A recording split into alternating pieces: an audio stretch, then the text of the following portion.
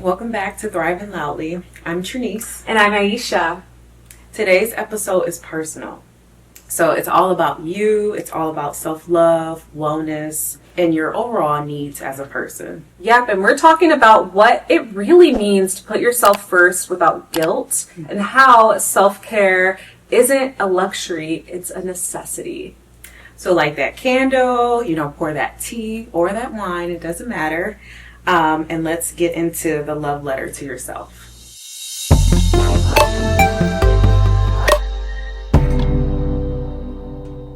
So, Trinice, what does self-love look like for you? Oh gosh, that's such a layered question. Yeah. Self-love looks like to me, first of all, speaking positively to me. I think it's so important. Oftentimes, we can go the opposite way. We don't always speak the best about ourselves, right? We may say like, oh, that was a stupid mistake. You're stupid, But I've learned like the value of just being positive even when you make a mistake. Mm-hmm. So self-love to me is just being kind to myself, showing up with love, whether it's for me or, for someone else. I would say that that's like the most important to me. How about yourself? Yeah, no, I really love that. And I love that you brought up those points because I feel like a lot of us subconsciously talk down to ourselves. Mm-hmm. I tend to do that a lot and I don't even realize it sometimes. Mm-hmm. And just even things like, I feel fat or I feel big or like my arms feel big in this photo. Just like everything that comes to mind, I know I've been guilty of. Mm-hmm. I think it's really important, for me, self-love looks like prioritizing myself and my needs and kind of putting my needs first, again, if you aren't whole and you're not full, like how can you show up for other people and spread love and share love with others? And that is something I've had to learn a lot throughout the years, and I've had a lot of hard lessons, on learning how to love myself and also respect myself, which right there. Yeah. Self-respect. I think, in my 20s, there's a lot of situations where I just didn't have a lot of self-respect for myself. And I think, I don't know, like I've struggled. I've really struggled with that. And I think getting into my 30s, I've realized that I need to have a lot more self-respect for myself because I am worthy and I am, a person who deserves love and all those things. So yeah, I think that's so important. And I want to touch on that point too, self-respect. I've done a lot of, introspection and reflected on myself as well. Yeah. And I wasn't always a person that fully respected myself either, especially in my 20s. I do feel like once you get in your 30s, you're a lot conscious and more aware of, who you are as a person, and you love yourself a lot more because, you've gotten a chance to live in your 20s and you've gotten a chance to see what life is. And now it's like, okay, now I feel like I know myself now, and I'm going to treat myself a lot better than, when I was learning in my 20s. So I think that that's so important. Mm-hmm, absolutely. And how has that relationship evolved throughout the years? I know you kind of touched on that a little bit, but how have you evolved in your 20s? What were some things that you tolerated maybe 10 years ago that you don't necessarily tolerate now? I think for me, I was a little bit more like passive, people pleasing, not just really honoring myself all the time as I should have. And as I've gotten out in my 30s, I have more boundaries because I know who I am. Because I've gone on a journey to discover what is Trinice like, who is Trinice. Versus in my 20s, I was still trying to figure it out. Peer pressure can be a big thing as well if you're hanging around, your friends and your peers and things like that. And oftentimes when you do hang out in a crowd, you tend to do what the crowd is doing, And so it isn't until you start really working on yourself and you find yourself, you realize that you're an individual and that you don't have to do what everybody else does. And so I think that that's one of the biggest things that I've learned is to be my own person, to stand out as an individual, to honor, respect myself. And again, it wasn't until I was in my 30s till I really understood that. And even valuing yourself in relationships, not putting the relationship, before you and your own needs. That's like one of the biggest things that I've learned as well, because I'm a lover girl. I love love. And, you know, when I get in relationships, it's like, I want to give you all of me, you know, so I've learned how to reel that back. Yeah. I learned I was pretty much in a relationship my whole 20s.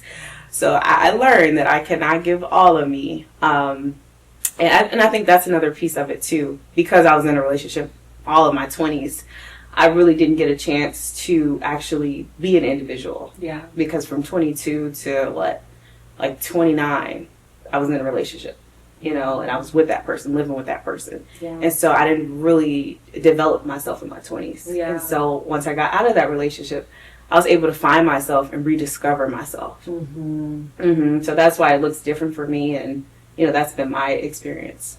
How about yourself? Yeah, I mean, I kind of had a little bit of a similar experience, you know, especially in dating and relationships. And I was a chronic girly who was always in situationships. Like, there was never really men that were willing to really commit to me. And I felt like a lot of that had to do with my own self-respect and how I saw myself. I feel like I let a lot of things slide with men, and particularly when it came to, you know, you're young and you're just listening to what these guys say, and, you know, it just...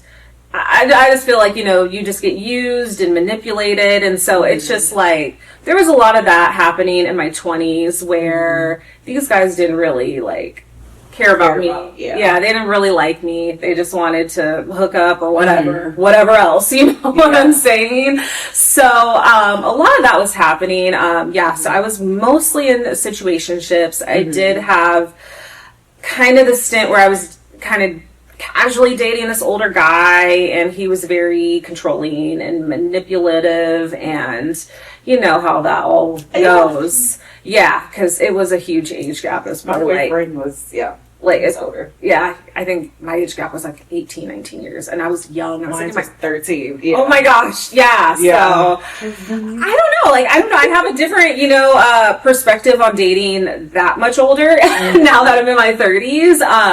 Because I think as a young girl, you're like, oh, I want to get this older man that has money and take care of me. And I realized, you know, at least over the last like 4 to 5 years, now that I'm in my 30s, I'm like, yo, that was really toxic. That was, you know, I'm thinking about like how, you know, some men are creeps and predators. I'll leave it at that. But you know, I dealt with a lot of that. So I had a string of just really bad experiences with men, and I think it just came down to me not valuing myself and not loving myself, and kind of this fear of like, oh, will I find somebody, or will someone really truly like me? And I think one of the biggest things for me was like, I was always like hyper focused on these men being emotionally unavailable and not really committing or not really liking me like that. But I had to kind of dive deep into myself on like who I was, and was I really actually that emotionally available myself?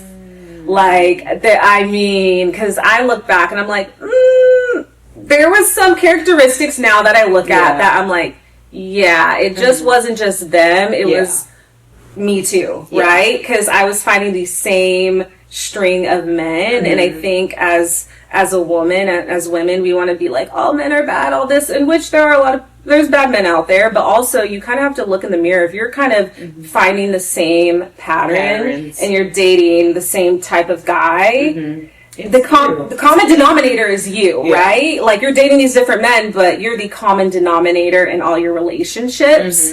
And that was a hard pill for me to swallow, especially entering my 30s and realizing that I need to do some work on myself, and I need to really kind of self-reflect on some of the actions and the role I played in a lot of this.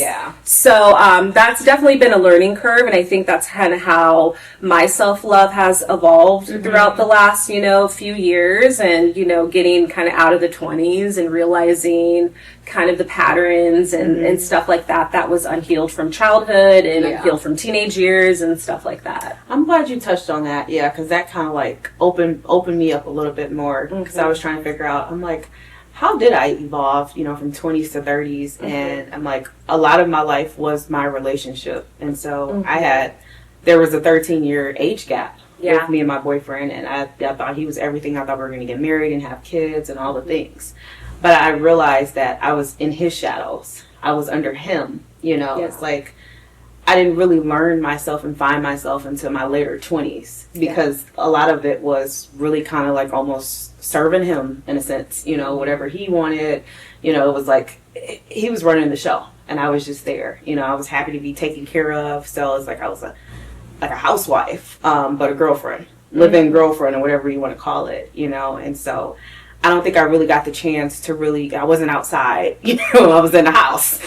So I didn't really get a chance to have, the time in my 20s where you find yourself and have a good time and all that stuff, And so once I got in my 30s, that's when it was just like, okay, this is Trinice. What does Trinice want to know? What does Trinice want to do? Who is Trinice? Yeah. And I think for me, that's how I started gaining weight as well, is not being happy in my relationship. There was a time where I was in shape and then I started gaining weight and I look back and I'm like, why did I gain, this weight? But it was because emotionally eaten, not satisfied in my relationship, but feeling stuck because I'm dependent on him, so I had to learn, going back to self-respect, I had to learn self-respect. Yeah. It's time to stand up. It's time to walk out of this because this is no longer serving you and this is not working for you. Yeah. And that's exactly what I did. Yeah, and I think that's okay to realize certain things aren't serving you anymore and being able to have the courage to walk away. And I think that's definitely something I did when I was also kind of in this weird situationship with this older man. And realizing, I think it was like one day I was like 27 or 28 at the time. And I was just like, I'm done with this. Yeah. I was cut him off, blocked him, did all the things. And, he was trying to blow up my sisters and, trying to be like, why? And it's just like, I'm done. This doesn't serve me anymore. I think it's just, again, I think as you get older, you just realize like, this ain't it. This ain't it. And it's okay. It's okay to not settle and, figure out, things aren't serving you anymore. And I mean, it's like, I don't hate the guy and I don't hate any guys I've, had, maybe relationships with or dates with, but you just kind of figure out like, this isn't working out anymore, so it's okay to walk away and keep it moving. Exactly. Yep, that's totally fine. Yeah. And so what are some lies that you've told yourself about self-love in the past? I think some lies about self-love for me is just like thinking I'm just unlovable, that like no guy will want to be with me or like me. And, I would say those are probably some of the biggest things for myself that I've realized. It's easy to just be like, just love yourself. But I feel like it's just such a journey. And I don't think, even now, like, I'm not perfect. I still have some insecurities. And I think it's a lifelong journey, self-love, because there will always be situations and things that maybe you're scared about, you feel insecure about. But I think it's important to try to work through them, right, as best as you can. Yeah, I agree. Some of the lies that I've told myself as well is, you're not worthy. Even like no one's gonna love you like he loved you, like that was the greatest love and all the things. And it's like, no, actually that's not true.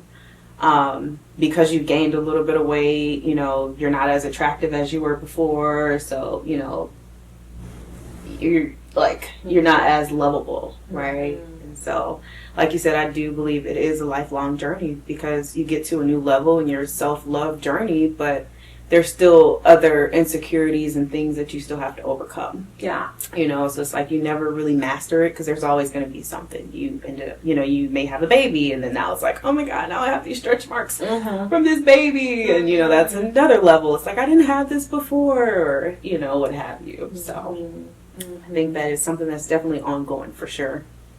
Yeah. And then what does it mean for you to really show up for yourself daily when it comes to your self-love journey? What does that look like for you? Yeah, well, going back to my morning routine, pouring into myself every morning, making sure that when I get up, I'm working out, I'm praying, meditating, journaling, saying my affirmations. Affirmations have really changed the game for me, and I think that that's what's helped me so much in my self-love journey. Is saying like, I'm lovable, I'm beautiful, you know, I'm worthy, I'm, you know, great just how I am, and all the things. Yeah. And so in the beginning I didn't always believe that, but as I, you know, continue saying it, I realized like this is working because I feel better about myself. I no longer have those insecurities. I no longer look in the mirror and say like, well, I don't like this, I don't like that. You know, now it's like I accept myself for who I am. You know, this is me, this is Trinice, and I love it. So that's been the biggest, those are some of the biggest things that I do, and that's how I show up for myself on a daily basis, is really the affirmations, pouring into myself that morning routine, working out so that I can feel good and strong, you know, and just like myself. How about yourself? Yeah, I really love the points you touched on. I think, you know, definitely for myself, it's, you know, really prioritizing my health. I don't know. Sometimes I feel like I'm crazy. I love to work. I love to like be hyper focused on my business. And, you know, I think over the last few years, I've let that overtake myself, or like just like be my whole entire world. And for myself, I was in a good position a few years ago where I was like dialing in on the workouts. I was doing cold plunge, sauna, you know, I was doing cryotherapy. I was doing all this like wellness crazy hacks, like because I love that. I really truly do. And then I kind of fell off because I think, you know, with social media, it's like you're kind of like 24/7 go. And so I was kind of living this very fast pace, like I'm gonna do all these things, take on every single opportunity for the longest time. And you know, it did get to a point of like a lot of burnout from it, and then also weight gain. So I experienced a lot of weight gain and gained like over 25 pounds. You know, I've been on a weight loss journey. I think I've lost like 10 to 15. My weight fluctuates, you know, like it's normal, you know, weight fluctuates. So like a solid 10 to 12 pounds, I would say. And so I've been really just prioritizing my wellness again, getting sleep, working out. Sleep is a big thing that I wasn't doing even when I had a 9 to 5. And when I was a visual merchandiser, I would like get up hella early, I like work at 6 a.m., work all day, then try to film and not go to bed until like midnight. So I was really bad. I was really bad for the longest time with that. But yeah, just prioritizing that, and just, you know, also just learning how to say no and prioritizing what makes me feel good. And that's been the biggest challenge for myself, is learning how to say no and understanding I can't do it all. I can't be everything to everyone. And I also have to worry about myself and my own peace and sanity. And, you know, I have to rest. It's okay not to go to every single event and be out every single night. You know, it's okay to have a night in and just chill, you know, and I've been learning that. I think that's what I've been really doing to show up for myself, so I feel recharged and refreshed. Exactly. Yeah, that's where I'm at 100%. I believe in rest now. I used to be like that too, like go, and just working, and almost a workaholic, you know, to a default. But I've learned to reel it back. Like, you have to reel it back a little bit and allow that time. How do you remind yourself that you're worthy even on hard days, like days where you're just not feeling good, like today is just not it? What are some things that you do to like remind yourself?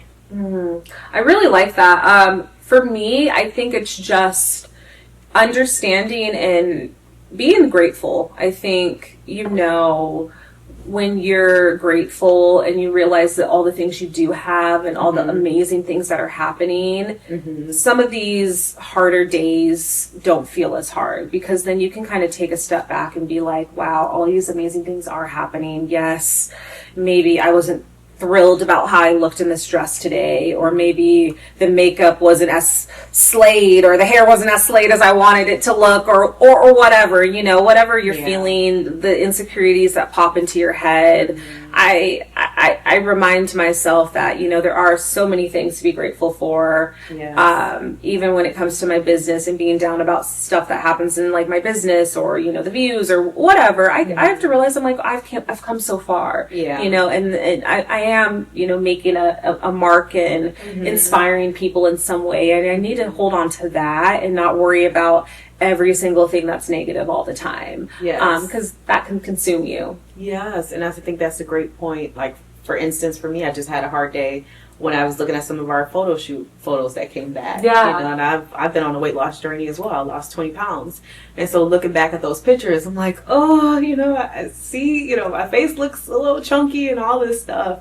But just like you said, reminding yourself, like, but this is great, you know, like you're doing a photo shoot for your podcast. Like, this is amazing, you know, like instead of looking at the negative, look at the positive in it, right? And so for me, that's what popped in my head when you said that, because I was like, yeah, we do oftentimes like, oh my God, look at my weight, and I don't like this picture, you know, but it's like, but look at what you're doing. Look at the opportunity here, you know, and this is also your story. You know, you're going to look back and look at your journey like, wow, okay, yeah, I did look like that, but now look at how I look now, you know, and you could be an inspiration to the next person who may not feel comfortable in their skin as well. And so that's what gets me through the hard days, because I just had one, you guys. I did.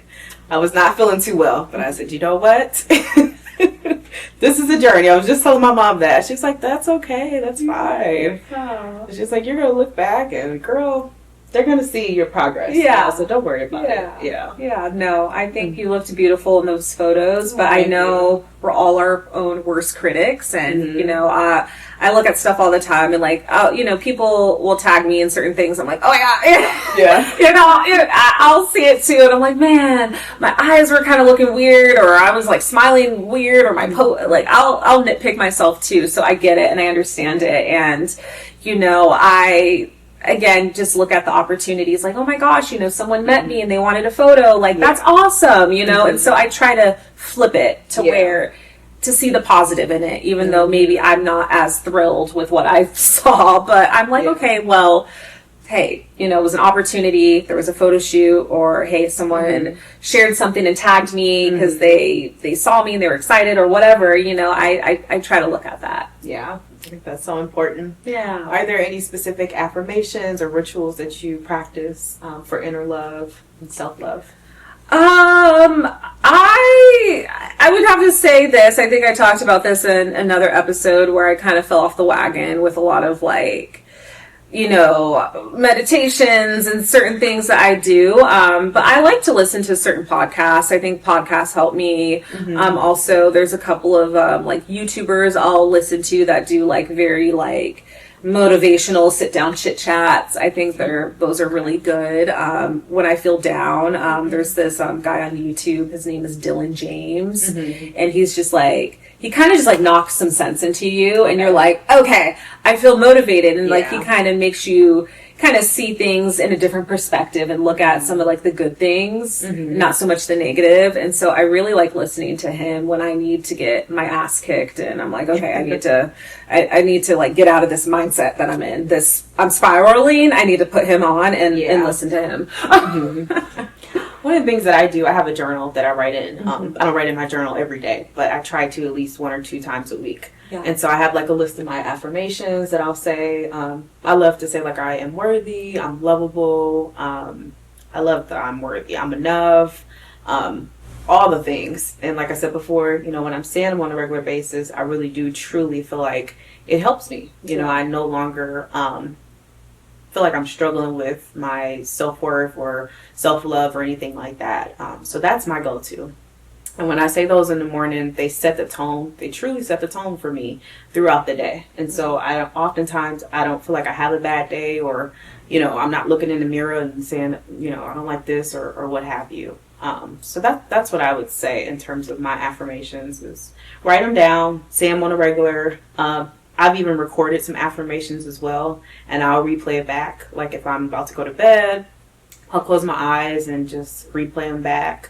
And I love TikTok too. TikTok has affirmations, everything that you need, basically your little mini YouTube. So I love to go to TikTok for affirmations too.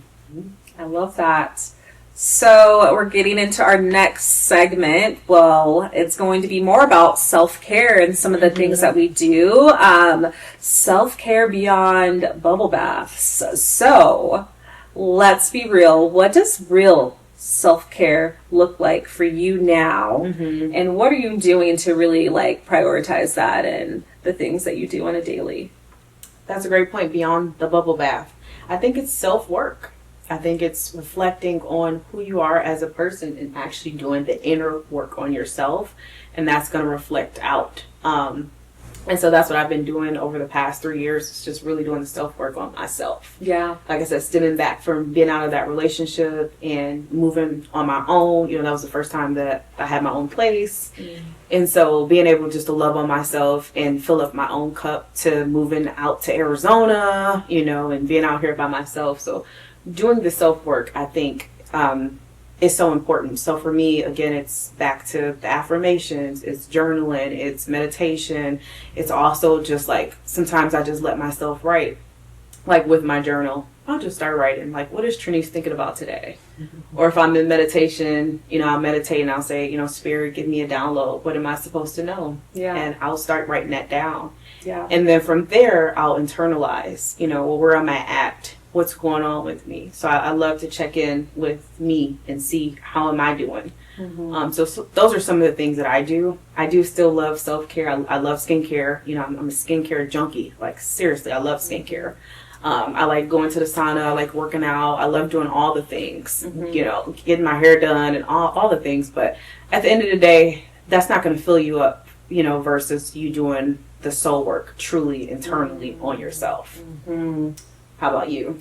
Yeah, I really like that point you brought up about you can do all the wellness hacks, biohacking, skincare, 10-step skincare, Korean routine, nails done, all the things. But if you are right internally, a lot of that doesn't matter. And I mean, I can, just speak for myself, like, I was doing a lot of those things, like I'm going to go do the cryotherapy, going to do the red light, infrared sauna, do all these things, but I still wasn't doing a lot of the internal work. And I think, you need to kind of see, like, why do you feel this way about this situation? Or why are you insecure about this? And sometimes I'll ask myself, why do I feel this way? And, you got to kind of dig deep. Is it because, they have something I don't have? Is it stemming from a childhood thing, like to where I felt, unsafe and like, this is why I feel this way. And so sometimes I'll kind of reflect on that a little bit about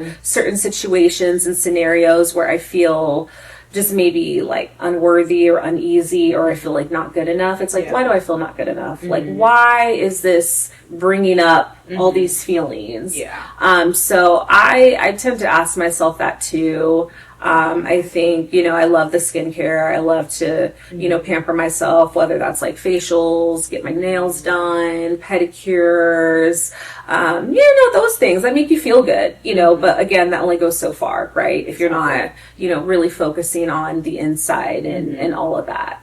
Yeah, exactly. When we need to lock in, get creative, or just change the vibe, Industrious is our go-to spot. What's really cool about Industrious, they have a community fridge so you can grab some snacks.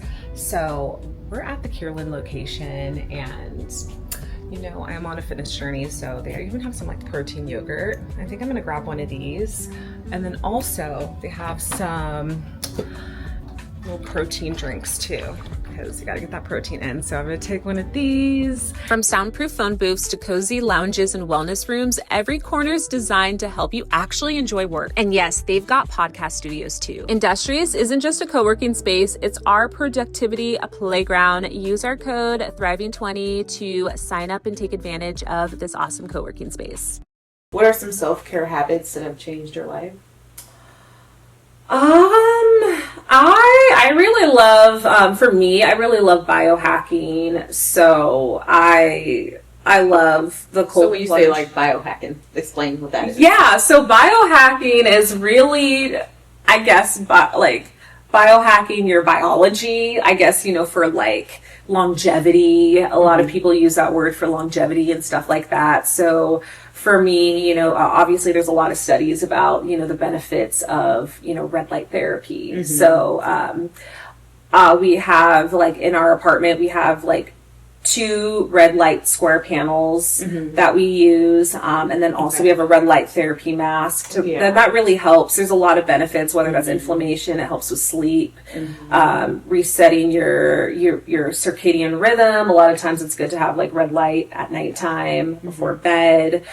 So I really love red light therapy. It also really helps with like pain and inflammation and stuff like that. So I really love it for recovery. Also, another biohacking thing is, the cold plunge and cryotherapy. There's a lot of benefits with, studies with, healing your body, also with inflammation. Cryotherapy, if you go into a cryo chamber, it helps burn 500 to 800 calories. Oh, I didn't know that. Yeah, even cold plunging does. It burns calories because your body's in shock. So, like, your body's trying to, like, find a way to get warm, so you're actually burning calories. So it's a good weight loss hack. I feel like I was honestly the leanest and the fittest when I was doing cold plunge and cryotherapy daily. Like, on point. But it's great. It has a lot of other benefits too. It's great for sleep. It's great for, stress and anxiety. Same with doing like the hyperbaric chamber. That's another way. Yeah, it's another way. It's basically a chamber where it gives you 100% pure oxygen. And again, it has a lot of healing properties with sleep. Anti-aging, and that's the same with red light therapy and cryotherapy. They're great for anti-aging as well. I love red light therapy. Yeah, so good. Another biohacking thing that I love doing NAD. You can you can get powder form, and you can do like pills of NAD, but if you do NAD plus as either a shot or you do the IV, it really helps repair your mitochondria, and it really helps with anti-aging, inflammation, just age-related element. I can't even pronounce it right now. Elemental. That, and just ways to really reset your body and make it the most like sufficient it can be. So I am all about all of that type of stuff. I love that stuff.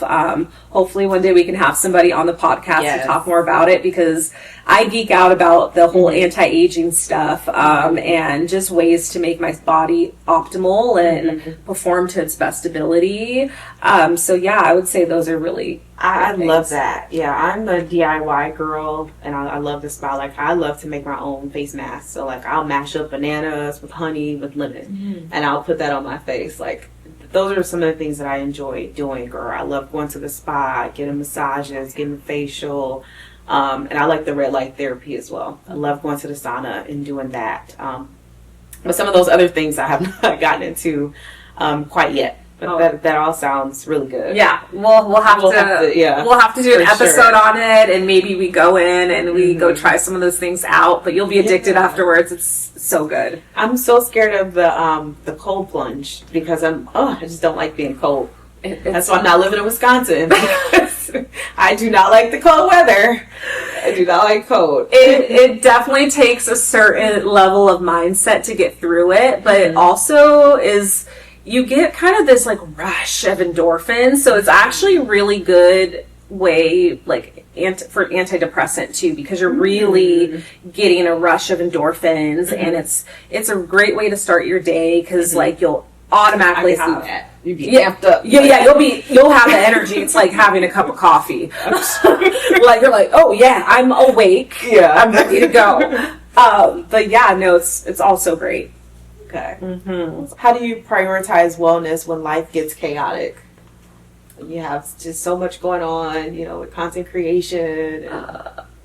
It's hard, because I sometimes am very much a person who's just like, I'll get hyper focused on things, and I'm like, I don't have time for anything else. I feel like my boyfriend's better. He'll find a way. He'll, even on a vacation or something, like we just got back from Oregon and Washington, he'll find a way to work out. Like, and I'm over here like, okay, but he'll find something. He'll be like, oh, I can do this and do something. I'm like, okay, that's not me. Right. But I try to shave off some time to prioritize something at least a couple of times a week, and make it a priority to get some form of like working out in or self-care or something.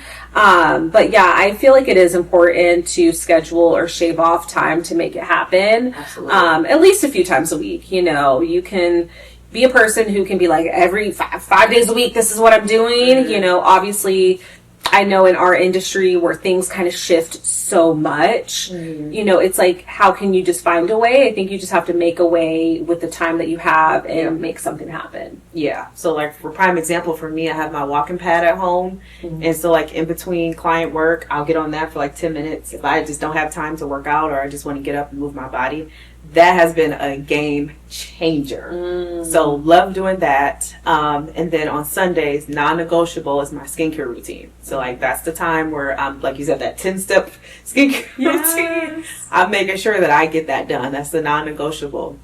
So having just like time to do at least something so that you're still feeling good about yourself. I think that's so important. Yeah. I love the walking pad. I have one too. I need to get it on my car. It's still in my car from the move. So I need to get that out of your car. Yeah. So I have a walking pad. I think, it's great when you just want to get some steps in and, you kind of get up from, being on your laptop or computer and you just kind of get in a little bit of time. Also have an at-home steamer as well that I got off of Amazon, which is a game changer. So if I can't make it to the sauna, I'll just plug that baby in and like you're sweating like you are literally at the sauna. It's great. Wow. Amazing. Yeah. So those are some of the things that I like to do. I love that. That's amazing. Have there been moments where you had to say no to others just to say yes to yourself? Yes, there's all the time. Yeah. Me too. I have to say no. I think again, it just comes down to prioritizing, what's important at this very moment or in this season of your life, and saying no to things that can wait, honestly, or maybe you can prioritize that for the next month or what have you. So I think it's ongoing. I'm constantly saying no, or maybe not right now, just to prioritize my own mental health and my own sanity. Because if you're saying yes to everything, you will burn out, and you won't have time for yourself. And I even have to do that with family too. Sometimes I have to put boundaries on family and friends too, because, I'm working, then I'm on the phone with family, I'm on the phone with friends. And it's like, well, where's my life? If I'm on the phone with you for an hour, I'm on the phone with this person for an hour. It's like, we can't do this every, week. And so, you definitely have to say no, or maybe not take that call and call them back tomorrow so that you can, put yourself first. I really like that, and I agree with you. I have to say no all the time, and I wish I could say yes to everything and help everyone out. I think a good example is, I'll get, either aspiring creators or people who are new to content creation. They're like, can we meet up? Can we grab coffee? Can we do this? And I would love to say yes to every single person and give them an hour of my time, but it just would be impossible. Yeah. It would be impossible. I would have, like you said, no time for yourself, no time to get other obligations or priorities done. And, I try to shave off time every so often if I get a DM and I'm like, okay, you know what, I'll meet up with them. I'll do this, but it does get hard. And I think it goes the same with businesses. I would love to help every single business out there that's struggling, that, wants me to do a video, but would I be able to produce high quality content for each and every business? Because if I'm saying yes to every single business and I'm trying to pump out, X amount of videos a month, let's say, the amount of inquiries I get, sometimes it's like, oh my gosh, I probably could post 40 videos a month on all these different businesses. It just would be impossible.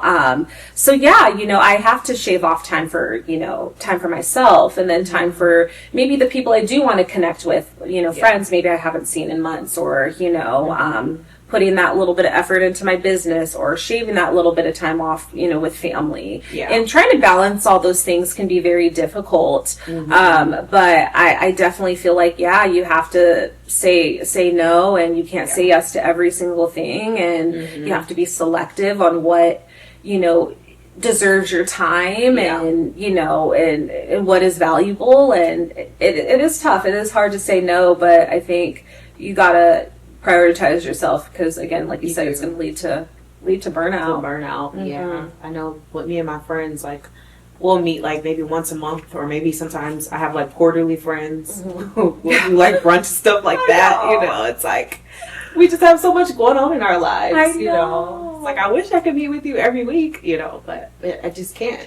I know. I feel the same way. I just thought about a few people. I'm like, I need to get back to them, and I haven't met up with them in like 2-3 months, and I just like, there's a few friends that come to mind, but I think we all have this mutual understanding that we all have lives. We're all busy. We're traveling. We're doing this. We're doing all these things. But I think if you can have a group of friends where like they get that, and they don't take offense to that, and they understand where you're coming from, and you guys can pick up where you left off. I think that's always the best. The beautiful thing with friendships, because, I've had friendships to where people were salty if I was MIA for months, but I'm like, I'm so busy. I'm so sorry. Like, and again, you can still send a text, you can still send a DM, and, I still feel like I get overwhelmed with that, especially with the amount of like people I'm trying to respond back to. And sometimes things get put on the back burner, but I think finding those people that get it, and they're like, yeah, girl, I'm busy too, but like whenever we can get together, it's awesome. I love that. Yeah, that is awesome, because I've had some situations like that as well, where it's like, people don't understand, like, I am busy, I'm not, please don't take this personal. Then you have friends that are like, girl, I understand, I'm busy too. That's why we're on a quarterly basis, like, no bad blood or anything like that. Yeah. How can we teach others how to care for us by how we care for ourselves? Oh, yeah. So I think some like big takeaways is, what are your goals? What are your priorities? I think you need to, if you're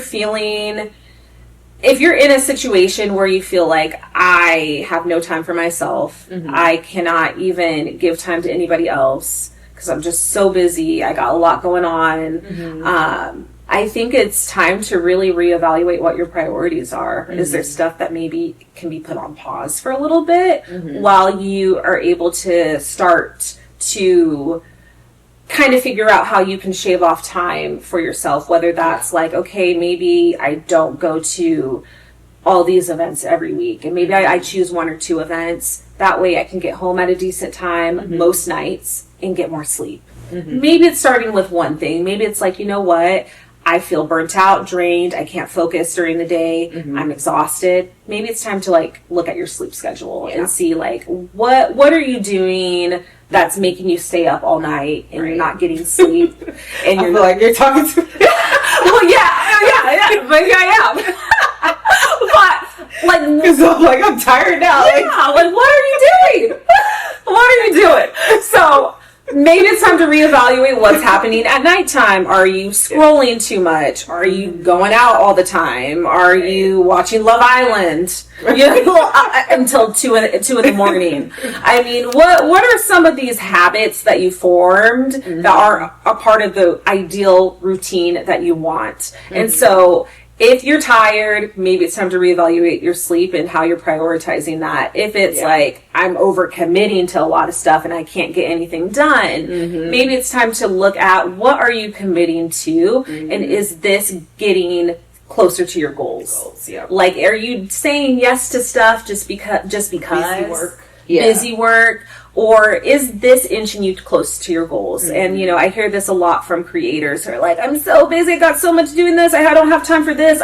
Or they're like, I want to do this type of stuff, but I'm so busy doing this other type of stuff that I don't have time to talk about me learning how to cook or whatever. And they want to get into different content lanes, because I get it, you know, I'm there with them, but it's time to really reevaluate. Are you saying yes to too much? Right. Like, let's be real here. Is there stuff that maybe isn't getting you closer to your goals that you're like, okay, like, yeah, this would be great to feature, but you know what? Like, this particular business isn't getting me closer to my goals, and really isn't in alignment to, you know, where I want to be as a creator, in your vision. Because just because a business is in your DMs, or a potential business partner, or, you know, even with you and your business, like, you know, with, you know, being a virtual assistant and helping businesses grow, just because they DM or email you doesn't mean it's a fit for your end goals, right? And so it's time to really evaluate what you're actually committing to. And maybe you're over committing to too much. Maybe you're aligning yourself with people and businesses that aren't getting you closer to your goals. And it's time to like take a step back and be like, hey, like I need to say no more, so I can leave room for those bigger and better opportunities. Yeah, and I think this is a great question. How can we teach others how to care for us by how we care for ourselves? I think for me, it's boundaries. When you have boundaries for yourself and people see that you have these boundaries that you execute, then they learn how to treat you. They know, like, oh, okay, like for me, I'm not available until between the windows of 9 to 5 every day. So again, like if, you know, clients reach out to me at 8 a.m. or 7 a.m., I don't respond back to after 9. And I have to do that because if I don't have those boundaries, then as soon as I wake up, you know, now I'm responding to emails, and now it's 10 o'clock. And this has gotten me off my whole routine that I was supposed to have, you know, for the morning. And so when you start executing those boundaries and people see like, oh, okay, she doesn't respond until after 9, then they'll treat you better by not sending you a message until after 9, because they know, okay, well, she only works between, you know, this window. So that would be like a prime example for me. Yeah, and I really like you touched on that, because it's like, yeah, you could entertain these other things that your clients are saying, but if you did do that, other things that maybe you were going to attend to other clients, or maybe they had other tasks you wanted them to do, you're like, oh, well, now I can't get to them. So now this is taking priority, and so it could mess up the flow of your client's workflow, your schedule, and it's a whole thing. And I think boundaries are so important in any lane of business, and even with family, friendships, relationships. I think that, you know, you have to have those boundaries so you can make time for yourself and have a good workflow and schedule, and be able to shave off that time for you. I agree. Yeah. All right, so now we're moving into put yourself on your own to-do list. Oh, that is so good. Why do you think so many women feel guilty for putting themselves first? I think women feel guilty because I think us as women, I think we're just naturally kind of nurturers, or, you know, I think women are more naturally people pleasers than men. And I think that I would just say mostly that maybe it has to do with like we want to be liked, or we want to feel worthy from a man, like we want them to commit to us, and so we're willing to like overstep our boundaries to like please this person because we want them to commit, we want to be chosen. And so I think that's kind of how I see it. What do you have to say about that? Like, what do you feel? I think it goes back to being natural, like nurturers, and so we're always putting other people before us because we want to make sure that this person is taken care of and this person feels safe and all the things. And so we find ourselves putting ourselves on the back burner. I don't have any children, but I found myself, doing that with my niece, my nephew, my mom, business with my clients. It's like everybody's first, before me. And I realized I can't operate like that. I have to be first. And then, in order for me to fill my own cup up, I have to, be first in all of it. I think it just goes back to being nurturers and just wanting to please Yeah. and help and save the day and be that backbone for people at the end of the day. Yeah, and then to kind of bounce off that, how do you create space for your needs, knowing that maybe we're kind of we naturally feel a little bit more guilty, especially as, caretakers and, business owners and, partners and, friends, and how do you balance all of that and create that space? Just having a schedule, honestly, and sticking to that schedule. Working from Monday through Friday between 9 to 5. I like to put myself on a 9 to 5 schedule. When I started this business, I said that I was going to be a little bit more flexible, but I found out that honestly, when I do Monday through Friday, 9 to 5, that works the best for me. Because if I start my day at 11 o'clock in the morning to 7, now I'm working all day. It's like, no, this doesn't work for me. Yeah, I have a late morning, but now I'm working to 7. Yeah. It's just like, I'd rather be up in the morning and be done by about 5 o'clock so that I can have some type of normal life. So I think sticking to my schedule and making sure that on the weekends is when I have my me time, that ensures that I'm creating that space for my needs and being able to take mini breaks when I am working 9 to 5. Like I'll take a morning break, I'll take a lunch, and I'll take an afternoon break. And that helps me. That creates that space for me. Yeah, I really like that. You're very scheduled, and I really admire that. To me. Yeah, and that doesn't work for everybody. I think a lot of people quit their job so they don't have to be on a 9 to 5 schedule. They can just work whenever they want. And I think some people are more optimal at certain times of days. I think there's been a few scientific studies that showed that there are people who maybe work better early in the morning, like they're up and they can get going at 6 a.m. and get going, and then there's others who are like, I can be more awake and optimal starting at 10 a.m. or even at night. I used to be very much a night worker. I would be up, especially when I had my 9 to 5, I'd be up working all night, but I could be very optimal around that time. When I had my job as a visual merchandiser and I had to go in at 6 a.m. It just was so hard for me to be focused, to be able to get tasks done. My brain just wasn't working at 6, 7 a.m. Right. It just wasn't but around 10, I feel like I was like, okay, I'm going, I can actually focus, I can get stuff done, I could do all the things. And so everybody's a little bit different with that, and I admire that. I know for myself, I think calendar and schedule is key. I think I have to operate on it with a calendar. I have to see how things are scheduled in. With my schedule, it kind of can fluctuate and change depending on demands and opportunities that roll in. So I try to leave room for flexibility because in this industry and social media, you kind of have to be a little bit on your toes because there are things that pop up last minute. There are different things that shift and change depending on the business, and so you do have to be flexible. So I can't be as dialed in and scheduled, but I do have to have some type of baseline. I think having a baseline is so important.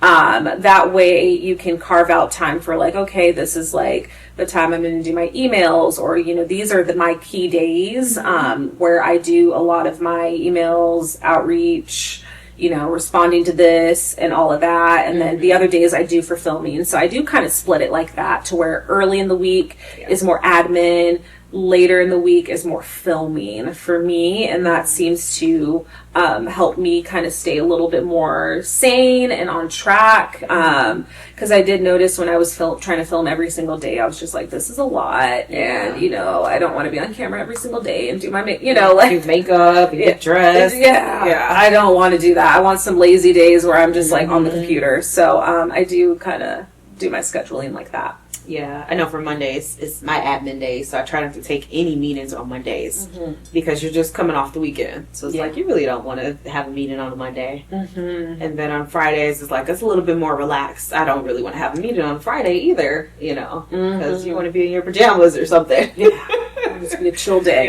You want to be chilling. And working. So what are your wellness non-negotiables for mind, body, and spirit? I would say some of my wellness non-negotiables would be getting good sleep. I think I'm starting to really prioritize that way more. Because there's just a lot of studies, with sleep and how it affects your brain and how, it can affect, you getting like Alzheimer's. And there's just a lot more stuff on sleep now than ever before. I used to wear my Whoop, which is like, I know there's the Whoop, there's an Oura Ring that can track sleep. I had a Whoop. My boyfriend has an Oura Ring. And so when I was wearing the Whoop, I was able to see like my sleep score. And, it's really eye-opening to see like, you're like, dang, a 40? Like, I'm like, dang, I need to get it together. Yeah. So I think, sleep has been a way important factor, because I just feel like it just, you're able to focus more, you feel better, you don't feel as anxious. So I try to prioritize sleep. And I think I just also prioritize just, again, going back to just the boundaries. I think having those clear boundaries kind of really helps you balance your work and your life. And so I've been really better. I've been better with that for sure. Yeah. I would say, for me, sleep is a non-negotiable. I have to have sleep. Like, now I can feel myself, being tired, and I'm like, I gotta have some sleep. So otherwise I can't fully function. So sleep, and then also working out. I have to exercise. That's a non-negotiable. So at least doing that 3 times a week at the minimum. And then also walking as well. I try my best to get my steps in every single day. I don't always meet my goal, but I want to make sure that I'm always moving my body every single day. So that's a non-negotiable. And my skincare, that's a non-negotiable as well. Like, that is so ingrained in me to take care of my skin. If I don't do it, I just don't feel good, because you're a walking billboard, and so it's like you have to take care of your skin. It's your largest organ in your body. Yeah. And so it's so important. Yeah, no, I agree with you on all those things, and those are definitely things I've been prioritizing more on my entrepreneur journey, and I love that. How can listeners begin to reclaim their time, their energy, and their joy? I would say if you are wanting to reclaim those things, it's really nailing down your priorities and what's important to you. What are your long-term goals in your business and in your life? What are some of your goals? Is it to be more healthier and stronger? Is it to grow your business? Is it to have more time to yourself or have more time for friends and family? And how do you get there, right? And I think it's great to write some of those goals down in a journal and keep yourself accountable towards that. And also have boundaries. You don't have to say yes to everything. I think we're kind of in this era where it's like, oh, we have to say yes. We can't miss out on this opportunity, which I get. And when you're on a grind and you're trying to build something, yeah, I totally get it. But just don't get to the point where you feel so overwhelmed and burnt out. Make sure you are still prioritizing yourself so you can be optimal and you can show up for, these businesses you're working with, for your clients, for your family, your friends, and maybe even your significant other in your relationships. Yeah. So, I think really nailing down those priorities and what you want to accomplish. Yeah, I'd have to agree with that. Definitely nailing down the priorities. I always say, make a vision board or, set a vision, mission for your own personal life. I know we do it for business, but do it for your own personal life as well. Set those goals for yourself so that you can have something that you're working toward. And having a schedule, I think, is just so important. To me, that's a non-negotiable, is having a schedule. I have a personal schedule, I have my business schedule, I have everything on one calendar. So I know exactly what I'm doing for the day. Even on the weekend, I just think that that's a game changer, and that'll help you get back some of your time. Yeah, for sure. I love that. And so we're going to go into some of the key takeaways on this episode for you guys. You deserve softness, gentleness, and joy, not just on special occasions, but daily. And self-love is revolutionary. Prioritizing your health and healing is the highest form of self-respect. So take the long bath, block off the weekend, eat the nourishing food, say the affirmations. You are the love of your life, and you should treat yourself as such. And so now we're going to close with an affirmation for the episode. I am my own safe space. I choose to honor, nurture, and care for myself deeply. My love for me is loud, intentional, and everlasting. I love that. Oh, that is so good. And we want to know, what does self-care look for you right now? Tag us and share your rituals using hashtag Thriving Loudly. Be sure to subscribe. We are everywhere. We are going global with this. YouTube, Instagram, TikTok. And I think I'm going to talk to Trinice about us getting on Substack, because I feel like this is going to be a new wave, and there's a lot to spill about that. Be sure to subscribe, rate, and review the podcast to help us reach more amazing listeners. Yes. So next week we're going to be diving into finding your tribe and how to make friends as an adult, which is, oh my God, so important. It's like one of the hardest things ever. But we'll be chatting about it. Yeah, we're going to be diving into this, because this is probably one of the number one questions I get on my social media. And I will, share some tips and things I've learned throughout my journey. And I think friendships it's a journey. It's like dating. It really is like dating. And I think we don't realize how important it is to treat it as such. And we'll dive back into that. But until then, love on yourself and keep thriving loudly. Bye. Bye.